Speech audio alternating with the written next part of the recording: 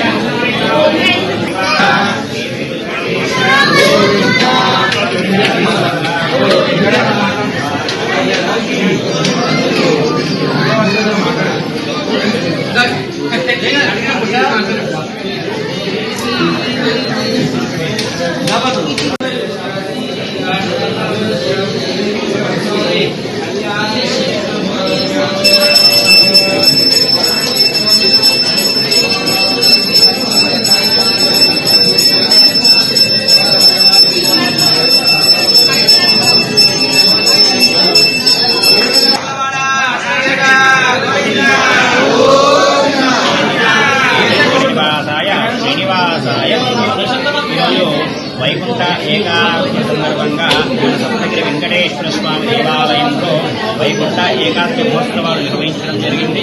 ఈరోజు ఉదయం స్వామివారికి 4 గంటలకు సుప్రభాత సేవ, అదేవిధంగా ఉత్తర భారత దర్శనం, అదేవిధంగా స్వామివారి పంచామృతాభిషేకం, ఆ విధంగా స్వామివారికి అర్చనహారతి కార్యక్రమాలు నిర్వహించడం జరిగింది. ఈ సప్తగిరి వెంకటేశ్వర స్వామి దేవాలయం సప్త అంటే 7 అన్నమాట. అంటే ఈ విధంగా మనకు వీలైందనుకోండి, వీలు పడిందనుకోండి తిరుపతి వెళ్తాం, వీలు పడలేదనుకోండి సప్తగిరి వాసుల దగ్గరికి రావచ్చు. కాబట్టి మన వాళ్ళందరూ కూడా కలిసి ఆ 7 గుంటలకు వెళ్ళలేని పరిస్థితిలో సప్తగిరి వాసులు దర్శించుకుంటే ఆ 7 గుంటల వారిని దర్శించుకున్నంత ఫలితం పుణ్య ఫలితం లభిస్తుంది అని చెప్పి ఈ విధంగా మన వాళ్ళందరూ కూడా చెబుతూ ఆ విధంగా భక్తుల నమ్మకం మేరకు ఈ విధంగా స్వామివారిని దర్శించుకుంటున్నారు.